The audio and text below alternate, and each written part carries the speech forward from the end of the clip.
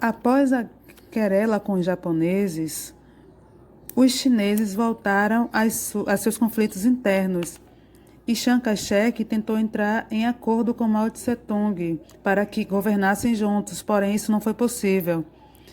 Apoiado pelos norte-americanos, Chiang Kai-shek tentou se emancipar, porém ele não levou em conta que os processos anteriores fizeram com que o comunismo ganhasse muito apoio das cidades do interior da China, o que levou mais tarde a Chiang Kai-shek abandonar a China e se instalar em Formosa, que hoje é a atual Taiwan. E a partir desse momento, na China, Mao Tse-tung instala a República Popular da China, que passa a vigorar a partir desse momento. O livro, a partir da página 40, destaca alguns dos principais territórios chineses, começando por Hong Kong, na página 40. Hong Kong foi uma ilha cedida para o Reino Unido em 42, após a Primeira Guerra do Ópio. E aí, com o tempo, os ingleses anexaram algumas ilhas vizinhas. Os 150 anos seguintes, Hong Kong se desenvolveu bastante como um posto avançado do Império Britânico no Oriente. E por ter um perfil oposto ao modelo socialista chinês, foi acertado que esse território teria como base um princípio de um país com dois sistemas, em que Pequim concorda em dar a essa região um alto grau de autonomia e preservar seus sistemas econômicos e sociais para 50 anos a partir da data de entrega. O governo central fica encarregado de controlar as políticas externas e de defesa de Hong Kong. Porém, o território conservaria sua autonomia, sua moeda, por exemplo, além de controle de outros setores. Com pouco espaço de tempo, Hong Kong cresceu, falando a nível populacional, e atualmente a cidade de Hong Kong é um país que se baseia principalmente no fornecimento de serviços e não mais no setor manufatureiro. Seu porto é um dos principais portos do mundo e hoje Hong Kong é considerado um dos tigres asiáticos. Em relação ao Tibete, também na página 40, há algumas questões relevantes. O Tibete, desde o século VII, é um centro religioso e isso transformou ele num importante reinado. A partir do século XVII, o Tibete é declarado incluído no território chinês. E a partir disso seguem-se 2 séculos de lutas pela independência. O grupo político de grande importância e que tem que ser citado, se tratando da história do Tibete, é o do grupo dos Dalai Lamas, que esteve no governo por um bom tempo.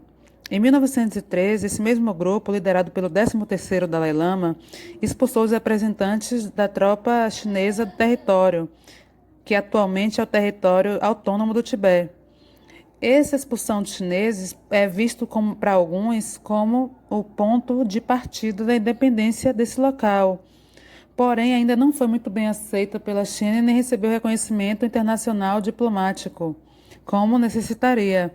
E ainda algumas questões abertas a esse respeito. No caso de Macau, Macau foi colônia portuguesa por um bom tempo. Na década de 80, ele conseguiu abrir os portos e Macau foi devolvida à China por Portugal. E hoje Macau também, me desculpe, é uma zona que possui muita influência econômica na região, que é o mesmo processo pelo qual passou Taiwan,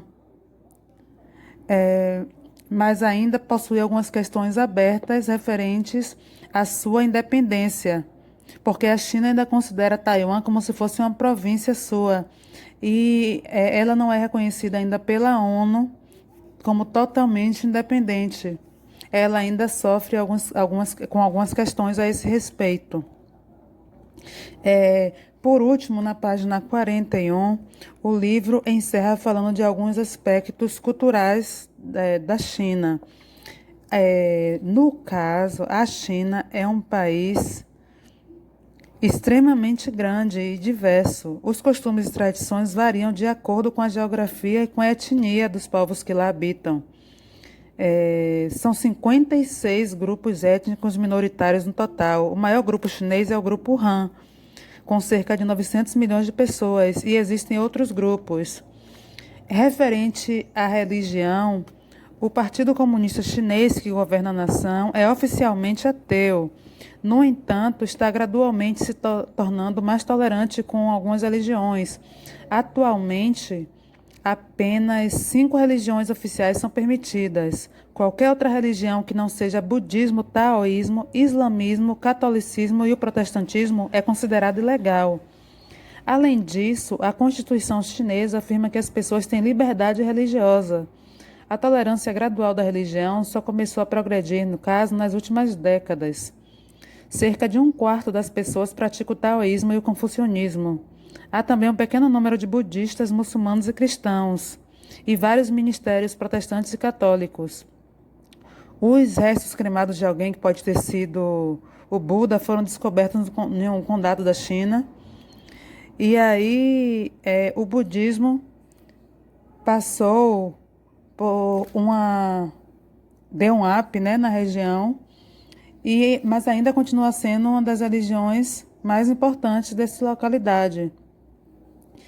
Em referência à língua, existem 7 grandes grupos de dialeto na China.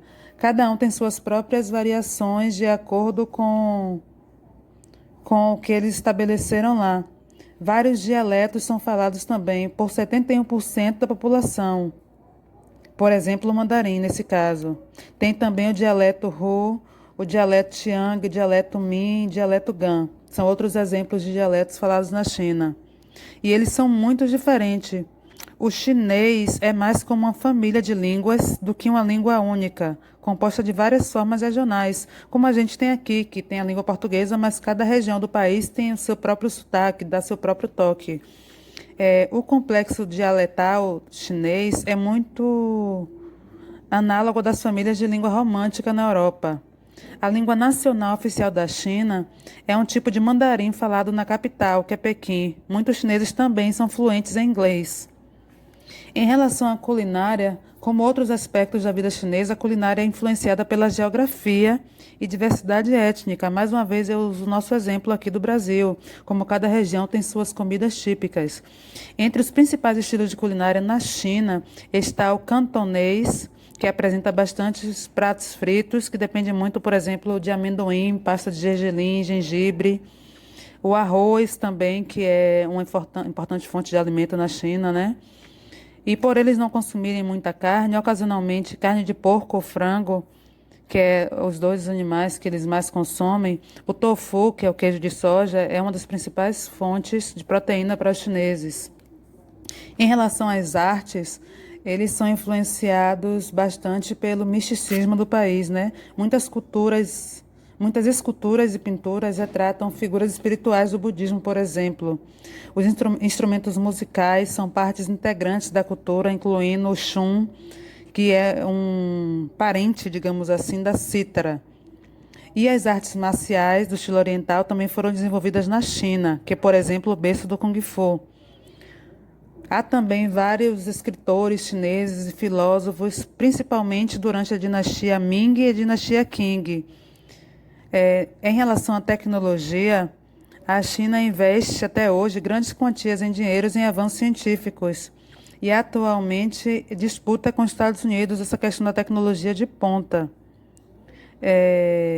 Pesquisadores chineses também enviaram um pacote de informações ao Tibete para satélite e vários recordes de distância e teletransporte quântico eles estão testando, então está naquela corrida espacial, corrida tecnológica novamente com os Estados Unidos.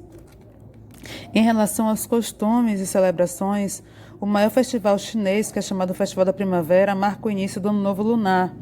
Ele cai mais ou menos em meados de janeiro e meados de fevereiro, que é um momento em que os chineses homenageiam seus ancestrais. Durante a comemoração de 15 dias, os chineses fazem algo todos os dias para receber o Ano Novo. Esse feriado é marcado com vários fogos de artifício e desfiles com dançarinos vestidos de dragões. Já tem vários filmes que demonstram esses desfiles típicos na China. Muitas peregrinações ao local de nascimento de Confúcio, que é o fundador do confucionismo, na província de Shandong, em seu aniversário de 28 de setembro. E também a data comemorativa que fica entre o final de março e o final de abril, também no primeiro semestre do ano. E há celebrações diversas também celebrando outros deuses, como a celebração da deusa do mar, o aniversário de Mazu, a Festival da Lua, que é celebrado em setembro, e o Festival das Lanternas de Papel, né? E assim finalizamos o capítulo referente à China. Qualquer dúvida eu vou pedir que vocês coloquem na postagem do Google Class, onde eu vou lançar o link dessas aulas. E ficamos por aqui. Até a próxima.